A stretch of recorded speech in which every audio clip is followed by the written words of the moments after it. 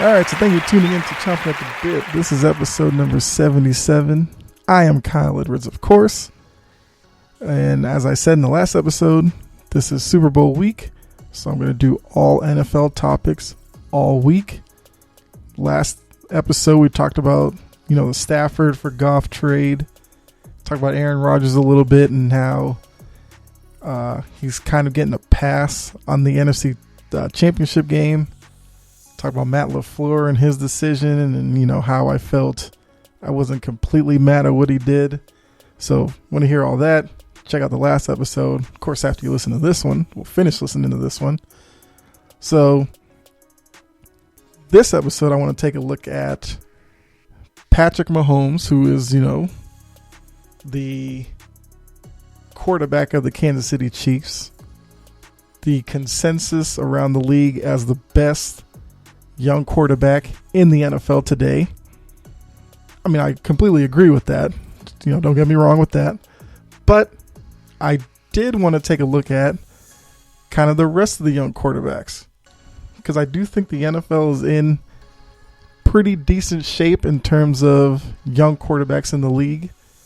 We're not going to have too many more years of Tom Brady, although he keeps, defying the odds. We don't know, but statistically, you figure at some point he's got to drop off, and at some point he's going to retire. We have Drew Brees, who's in limbo at this point. All signs point to him retiring, but we don't know. Phillip Rivers has already retired, so we already know his fate. And we have Aaron Rodgers getting up there in age, so soon the league's going to be run by a lot of young guys. So I took the top 10, and I feel like it was easier probably to come up with the top 5 than to come up with the guys 6 through 10. But I'll go ahead, go through the list, give you the guy, I guess talk a little bit about my thinking about it, and then we'll work our way from 10 to 1. So when I do finish it, definitely you guys can let me know what you think. If you think I'm crazy with my top 10, if I maybe left somebody out, if I have somebody in the top 10 that shouldn't be there, you can let me know. You can do that. Twitter, at Chompin Podcast, of course. You could do it, I guess, on Facebook, the Chompin at the Bit page, or wherever you are listening to the podcast. I guess if you can, leave a comment or something, definitely do that there. But, let's go ahead, get started on the list. We'll start at number 10, where I have Jared Goff. So, I mean, like I just said, Jared Goff was just traded from the Rams to the Lions, and he's at an interesting point in his career where, he was just in the Super Bowl a couple of years ago. Seemed like he was well on his way to being, one of those probably top 5 young quarterbacks in the league. But seems like since then, something's been a little off. He's dealt with some injuries. I think, McVay has, clearly fallen out of favor with him as they moved him out. But especially this past year, it seemed like he was way more like dink and dunk than in years past. So, with his numbers, he had 20 touchdowns, like 12 interceptions. And if you look back at his Super Bowl year, he had 32 touchdowns, I think 12 interceptions. So definitely there was a drop off there in production, and he's had, pretty good weapons with the Rams. He had, Robert Woods, Cooper Kupp. I believe he had Brandon Cooks there as well. This past year he had the young wide receiver, Van Jefferson. Running back wise, I mean, he had Gurley early on in his career, but Gurley moved out. It's been kind of trying to find the next guy in the running back position, but I mean, I'm not mad at the Rams for making the trade because I do think Stafford is an upgrade. But, Goff going to Detroit, there's not going to be as much pressure on him. I mean, that it will, I guess, ratchet up the pressure on him if Detroit does go ahead and draft a young quarterback, which they could still do. I mean, trading for Goff doesn't necessarily mean that they're out of the market. They probably won't take one at the top of the first round, but I could see them drafting a guy like the third round, maybe. A guy like maybe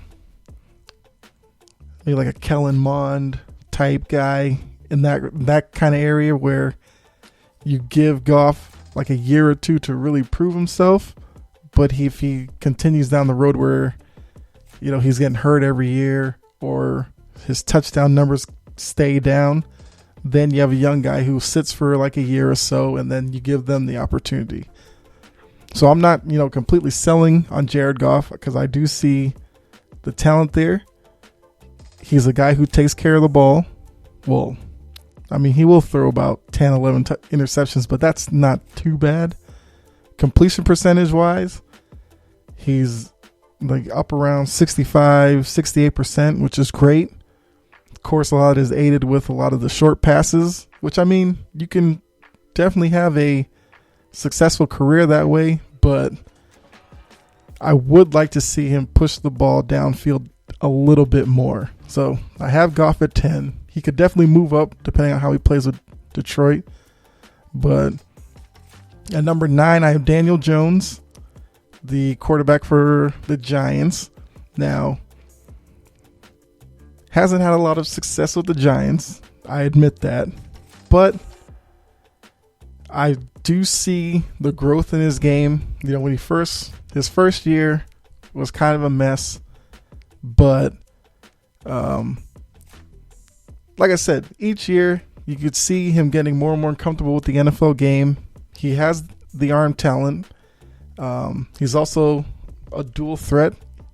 He can make plays with his legs.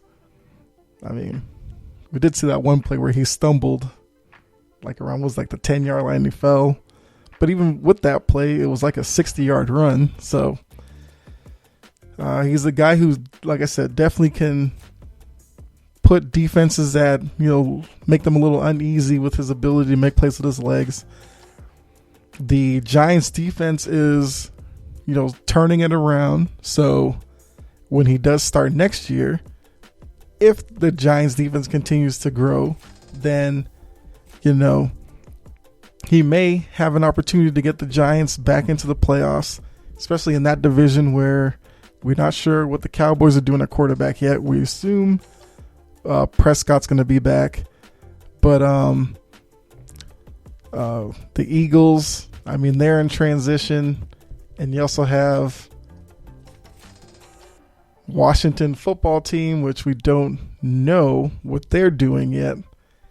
So would not be shocked if the Giants could get Daniel Jones I would say a playmaker from the receiver position. They had Sterling Shepard there.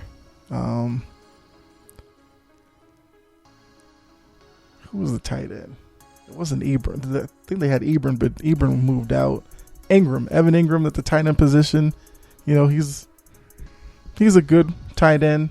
I would like to see them, get him maybe a speed guy on the outside. But I think Daniel Jones is definitely trending in the right direction.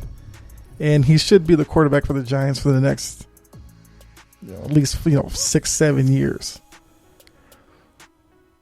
8, I have Joe Burrow. Now, this was Burrow's rookie year. I mean, he came out, played pretty well. And as I said on here before, back early in the season, that Burrow was definitely the right guy for them. He was their quarterback of the future. They no longer had to worry about that. It was all about getting the pieces around him. Unfortunately, this past year he did get hurt, which sucked. because didn't get to see him play out the full year. Also not sure about next year because, I mean, he did have a pretty bad knee injury. So we'll have to see if next year's even in the works. I mean, it would be terrible if we don't see Burrow until, I guess, 2 years from now. But, no, Burrow's a guy who, doesn't have the biggest arm, but he is accurate. He can make some plays with his legs, which does help. But Cincinnati needs to get him a better offensive line. Running back, they're okay with Mixon and they have Bernard. I'm not really sure about Bernard's status. He's probably up to be a free agent or something. But Mixon, you still have him, so that's good. They probably need to get him another wide receiver. AJ Green's getting up there in years, and AJ Green hasn't looked the same since the injury. I like AJ Green, but if they were to keep him, I would like to see them get a guy who can maybe slide AJ Green down to the number 2 wide receiver. AJ Green is 32 years old, so hopefully you can get another couple of years out of him. That's if he's still in Cincinnati. I think tight end they have was like Tyler.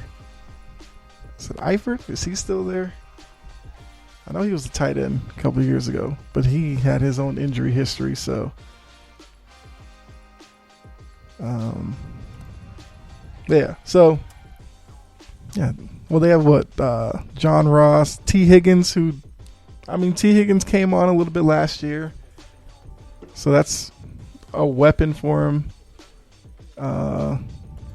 Tyler Boyd, Boyd's probably like a number 3 guy. Who was their tight end?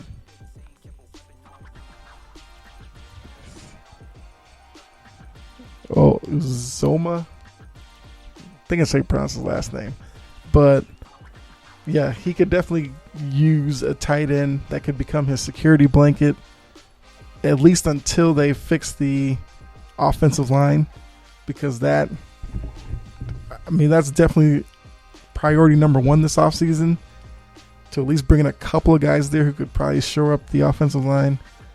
But like I said, I would like to see them get a tight end and a wide receiver just in case AJ Green is gone or he has another kind of not mediocre but like an average type year, and he's just not the guy that he was back when he was a top wide receiver in the league. But Burrow definitely trending the right direction. So when I first had my list, I had Herbert at 7, but I decided I'm going to put Kyler Murray at 7, which is kind of tough because I'm a big Kyler Murray fan. Had him in fantasy football, he did do pretty well for me, but I think as the season went on, we kind of seen some of the flaws in Kyler Murray's game. One, he's not the biggest guy. So for defensive lines, when they could keep him in the pocket, it was easier to, knock down his pass or to block his vision enough where his passes were offline when he did get them off. Kyler Murray is he's your quintessential rollout quarterback. He's a scrambling quarterback where the play breaks down. That's where he's at his best because he can, find his way out the pocket and make plays downfield. If he scrambles and the defense isn't paying attention to him, he can get first downs with his legs. He's also pretty good with getting down. Doesn't take too many big hits when he does scramble. So he has kind of learned the Russell Wilson way. But yeah, later in the year, he, I think, dealt with a shoulder injury, I want to say. And The Cardinals all year were in a great position to make the playoffs, but late in the year they started losing some games and they found their way out of the playoffs. So I do think that kind of hurt Murray in my ranking, but at 7, he's definitely the quarterback for Arizona.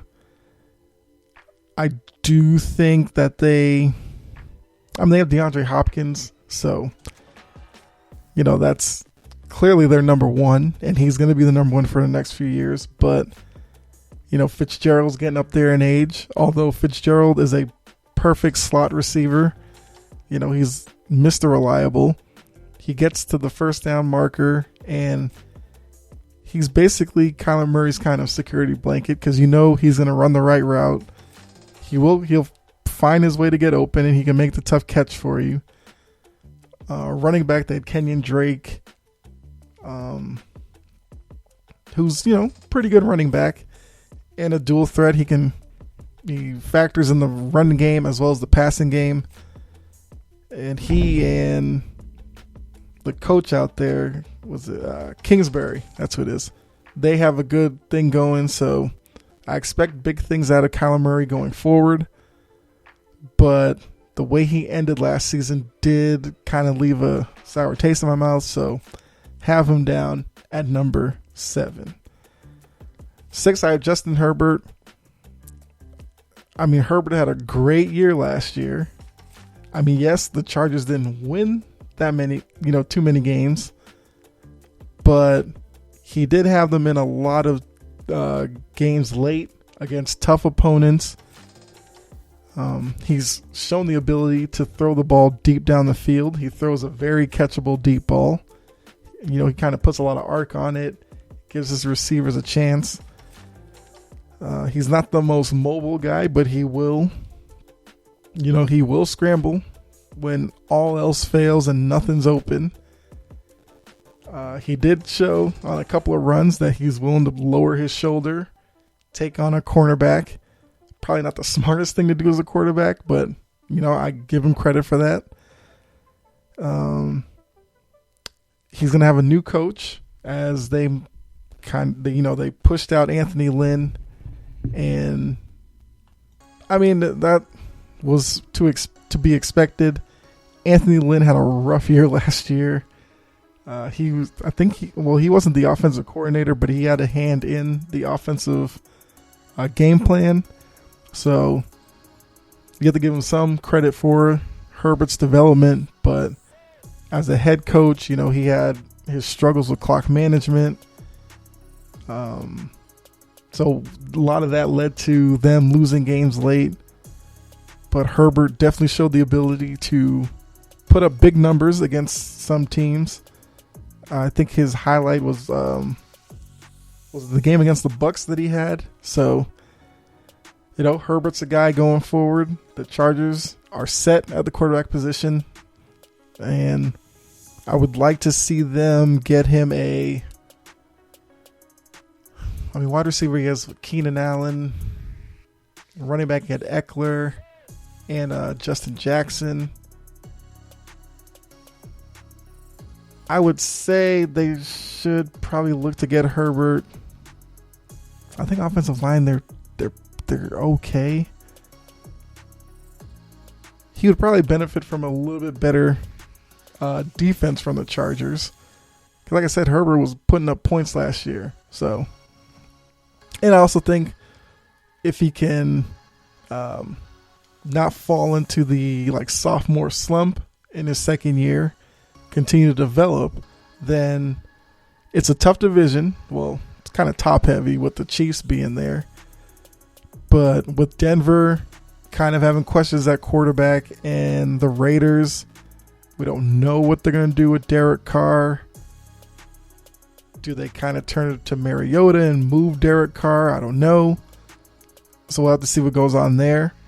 But, if the coach, I think was it Drew Sample? I think it's the Chargers head coach, sorry. Brandon Staley, had the wrong guy. So Brandon Staley, who believe came from the Colts organization. If he can come in, kind of get that, Kyler Murray, Kingsbury type thing going where young coach, young quarterback, they kind of just figure it out and take it to another level, then I wouldn't be shocked if the Chargers were in the mix for like a wild card spot next year. I mean, it's a lot to put on a second-year quarterback, but I saw a lot out of Herbert his rookie year, and I think he can really turn around things in LA with the Chargers. So I have him number 6.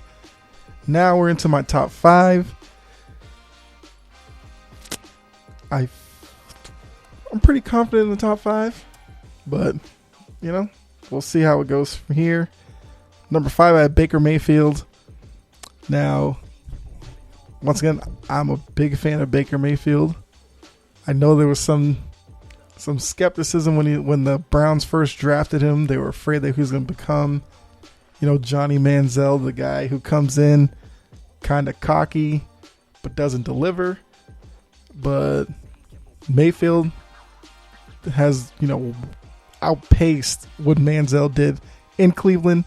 Manziel's not even in the league anymore and all that. So, the big difference between Mayfield and Johnny Manziel was, Manziel's kind of a party boy, didn't really take it seriously, whereas Mayfield was a guy since college, always had to work for what he got. I mean, he walked on at how did it go? He walked on at Texas Tech, but they had some other quarterback there, and then he walked on at Oklahoma, won the job at Oklahoma, took Oklahoma to some bowl games. So I think Mayfield is on his way up. I think he's finally figured it out. Now Cleveland does protect him a little bit with their top running game with Kareem Hunt, Nick Chubb. So they kind of are a run first offense, but they let Mayfield kind of ease his way into the game through play action, quick passes, stuff like that, where they have Jarvis Landry, OBJ, although he got hurt last year. But just looking at last year, I mean, the Browns got to the playoffs for the first time in 18 years, and then they won a playoff game against the Steelers in a game where they thoroughly dominated Pittsburgh. So, it was definitely a successful year for them. I think Mayfield's just going to take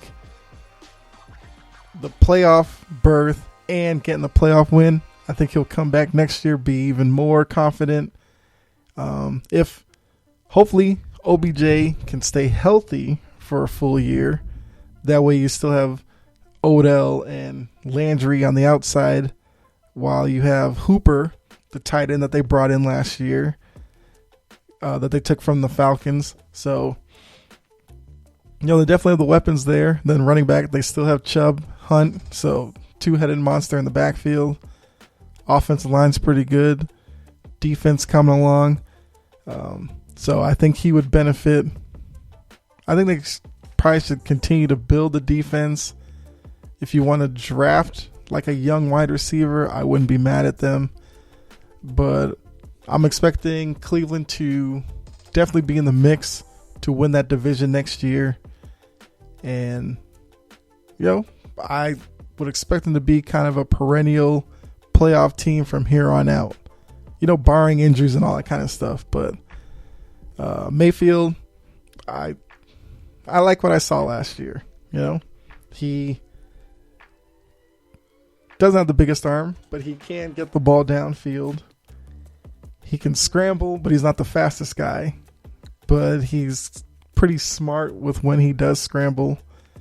He'll usually only do it at big situations where they need, like a few yards for a first down. You'll see him make a play. He's kind of become an emotional leader for that team because he'll get pumped up and the rest of the team kind of follows him. So I have Mayfield at 5, and like I said, expecting more big things from him come next year. So 4 might be the first surprise on my list. I have Lamar Jackson at 4. I'm sure some people probably have Lamar Jackson higher than that. But for me, I've said it on here before. So what I'm about to say, you've heard me say before. I am not as big on Lamar Jackson as some people are. So when I see him, I understand what he did at Louisville. He was must-see TV at Louisville. That was college. A lot of guys are great in college, but unless they change their game somewhat in the NFL, they never reach, the heights that they're supposed to. I think Lamar Jackson is kind of at a important time in his career. I get it. He's only, was it like 23 or something? So there is still some time for him to, further. Well, he's 24. Okay. Yeah, he's 24. So still young, but I'm going to continue to say it. I need to see Lamar Jackson make more plays with his arm. I get it. He can outrun, he can outrun defensive linemen. He can outrun linebackers. He can outrun most corners and safeties. But a guy like that, though, where he depends so much on his legs, I mean, not wishing injury or anything on him, but the league is just getting bigger and faster on defense. So there's going to come a time and point where he can't outrun everybody. And then all that means is he's just exposing himself, too often during the game to take a big hit. He's not the biggest guy either. So I think for him to have the longevity in the league, he needs to become a better passer. Because right now, I think I made the comparison before. He's Mike Vick when he runs, but throwing the ball, he's Vince Young. You remember Vince Young, great quarterback at Texas, never really panned out in the league. He had off the field stuff, whatever, but I'm not saying Lamar Jackson has any off the field stuff. All accounts, pretty good. But I just think he continues this way. Defense is going to have a much easier time defending him. He's not going to have Mark Andrews there all this time at the tight end spot. Mark Andrews, pretty good tight end. You have Hollywood Brown, who, another guy I'm not high on. Yeah, he can run, but he has way too many drops. So I'm not putting this all on Lamar Jackson because the weapons in Baltimore aren't that great either. I mean, the fact that they had to turn to Dez Bryant last year to try to find something lets you know all you need to know. I'm not saying Dez Bryant is an awful player, but I mean, at this point, Dez Bryant he's basically a possession receiver. So I still want Lamar Jackson to become more accurate with the ball, but I do think Baltimore needs to draft a wide receiver for him. I think he would probably do better with a bigger wide receiver on the outside. Maybe you push Hollywood Brown to the slot. Or, I mean, you could throw Hollywood Brown on the outside and the other side, but I do think Lamar Jackson, until he really sharpens his throwing skills, and a lot of that could probably be tied into his throwing motion, although I don't know if Baltimore is going to, make him change that or anything. But, I mean, the biggest friend you could get to a quarterback who's not exactly the most accurate is a bigger wide receiver with a large catch radius. So I think that's what Jackson needs. That's what Baltimore needs to find him. But he still needs to become a better passer of the ball. So for now, I got him at 4. Obviously, there's gonna be a lot of pressure on him come next year, because the past couple of years we've seen, what were they, the number 1 seed a couple of years ago, got bounced early in the playoffs. This past year, they beat Tennessee on wild card weekend, and then they went up against, who they go up against? Buffalo, right? Yeah, they went up against Buffalo, lost a close one, but Lamar Jackson didn't have the greatest game. So, and then looking around, like I just said with Baker Mayfield, you have Cleveland in that division, who's going to be putting pressure on them to take over because Big Ben's getting older. You got to figure at some point Pittsburgh's going to have a year or two of transition, and that division's going to be up for grabs. But Cleveland right now is a better team than Baltimore. So Lamar's number 4. Number 3, Deshaun Watson.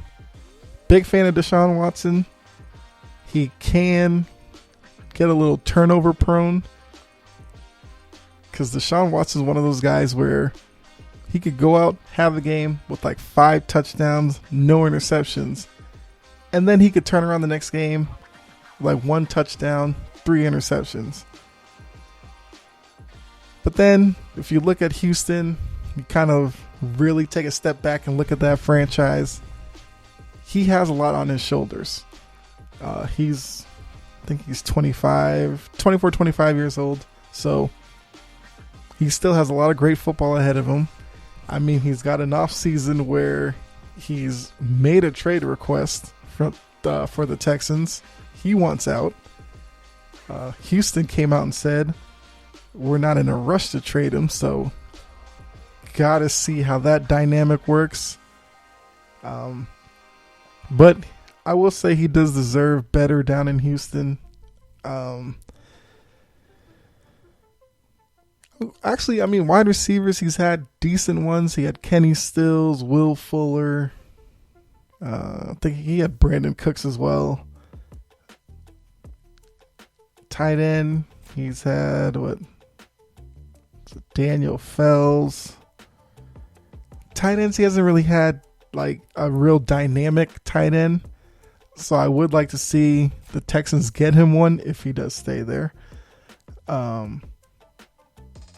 think at this point he needs a wide receiver or two because I believe Stills is gone, and you have Fuller. Who's the next guy? Kiki QT or something. So definitely need some offense. Running back, I think they're okay at running back, but I wouldn't be mad if Houston drafted a running back probably late. And then offensive line. They need offensive line help. Most games Watson was running for his life. So, yeah, Houston's in a definite rebuild, which is probably kind of the reason why he does want out. But if he does stay there, they're going to have to hit it in the draft and free agency this year. I don't know what their cap situation is, but they have a lot of needs on that team. I just told you. Offensive line, I would say offensive line, number 1. Gotta fix that. Get him a wide receiver. Get him a tight end. And, J.J. Watt's probably on his way out. I mean, he can go. So, defense, gotta build that up a little bit too. But even with all that, Deshaun Watson still puts up numbers. I think he led the league last year in passing yards. So he kind of makes the most of what he has, which is a reason why I have him so high. But if they want to kind of change that dynamic where he isn't completely upset with the team, and trust me, he is upset with Houston right now. I don't think he liked the coach they brought in. I talked about that before because I didn't even know who that guy was. I think he doesn't like what the front office is doing right now.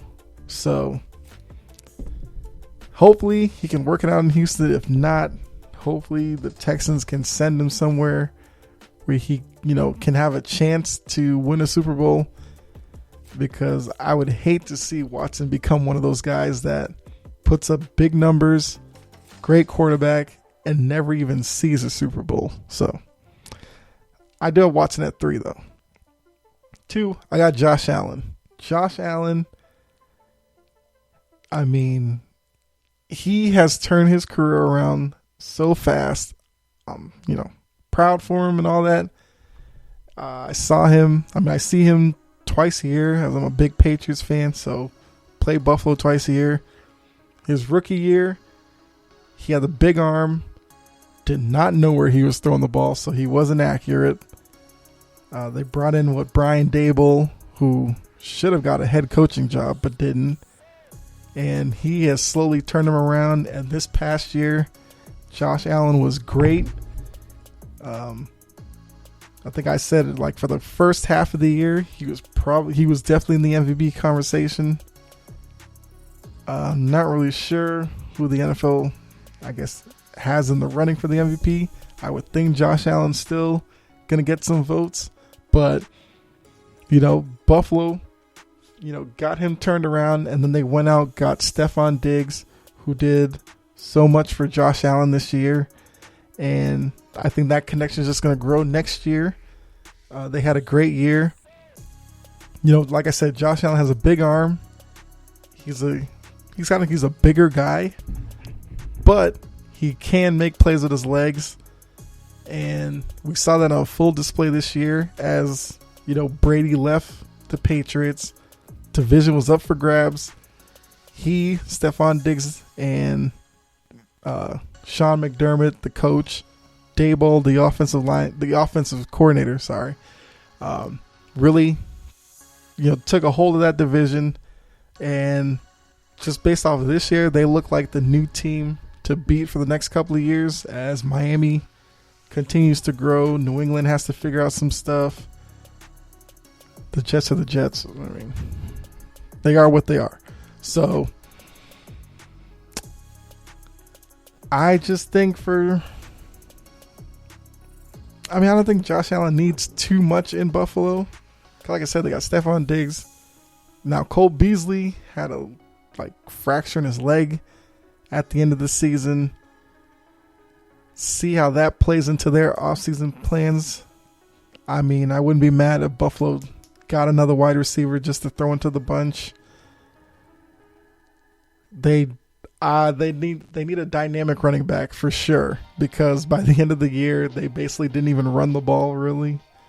So I don't know if that's really a knock on the running backs, more of the offensive philosophy. But now that everybody knows the type of quarterback that Josh Allen is, I mean, they do need to have some semblance of a running game to help him out.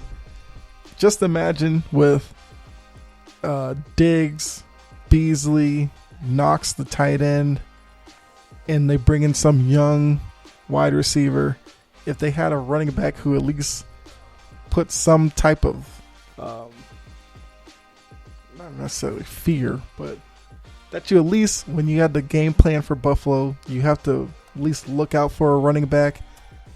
Just think how much more that could do for Josh Allen, where now you can get more into play action, which they do run a little bit, but they don't really fool anybody. So, yeah, I would like to see them get him a running back next year. Well, through the draft or free agency, whatever you want to do. So now that leads to number 1. We all know who the number 1 is. Patrick Mahomes. I mean, made it to the second straight Super Bowl.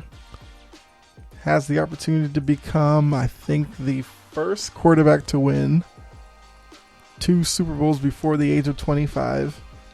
He's in a perfect situation. He has Andy Reid, great offensive-minded coach. He has all the weapons that he needs. Tyreek Hill, the burner from the wide receiver position. Sammy Watkins, who gets hurt a lot, but he's supposedly going to play Sunday. He's a reliable wide receiver downfield. Travis Kelce, probably the most dynamic tight end in the league. always seems to find himself open. Isn't much of a blocker in the running game, but they don't really run the ball that much. But even at running back, you have Edwards-Helaire, the young guy at LSU, who can run the ball, catch the ball in the backfield. They have Le'Veon Bell. He's probably on a 1-year rental type thing. But, he has weapons there. Biggest thing for him, I guess, just staying healthy. I mean, he kind of does everything. He has a big arm. He can evade defensive linemen in the backfield, make scrambling plays. He can get first downs with his legs. He does have the tendency to kind of, try to force the ball in some areas where he, is susceptible to a interception here or there. But for the most part, he takes good care of the football. So the only thing right now might be, I don't know, maybe success. At a certain point, it could be that, I'll take that back. The biggest thing going forward will be that new contract of his. We all know he signed that monstrous new deal, which takes effect next season. So I do want to see, because of that contract, the NFL salary cap, we know, is the toughest to figure out because there's like ways around it and fudging the numbers to look one way, whatever. But at a certain point, you feel like he's probably going to start losing some of the weapons that he has. But the flip side is, the more success that he and Andy Reid have, then the more likely you are to get guys to take a little less to go there and play. So, yeah. But either way, he's clearly the number one guy. Like I said, back-to-back Super Bowls, looking to lead the Chiefs to back-to-back Super Bowl victories. Would be the first time since my Patriots did it back in, what was that, 03, 04? So something that does not happen a lot, but Sunday they have a chance to do it, and there you are. Those are my top 10 young quarterbacks once again. Goff at 10, Daniel Jones 9, Joe Burrow 8, Kyler Murray 7, Justin Herbert 6, Baker Mayfield 5, Lamar Jackson 4, Deshaun Watson 3, Josh Allen 2, Patrick Mahomes 1. I don't think there's any snubs there. I mean, there's two young guys, I guess. Tua, haven't seen enough for him. That's why I left him off the top 10 list. And he kind of had a Jekyll and Hyde season last year where early in the year he was great. Late in the year he struggled.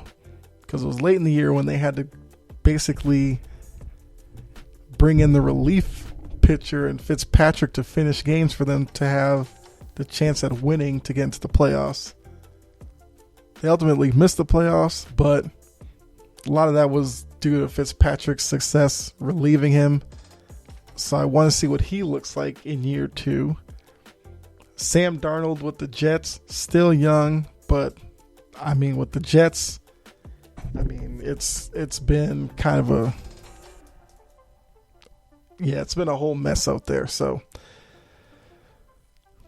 have to see what happens with him. Does he stay there or do they move him? I don't know. He's probably a guy who would benefit from a change of scenery. So those are probably the only two guys who are outside the top 10 that could find their way into the top 10 come next year. But those are my 10. That's what I'm sticking with. If you agree with me, cool. If you disagree, like I said earlier, let me know on Twitter at Chompin Podcast, Facebook, Chompin at the Bit, Facebook page, or drop a comment where you are listening to this episode.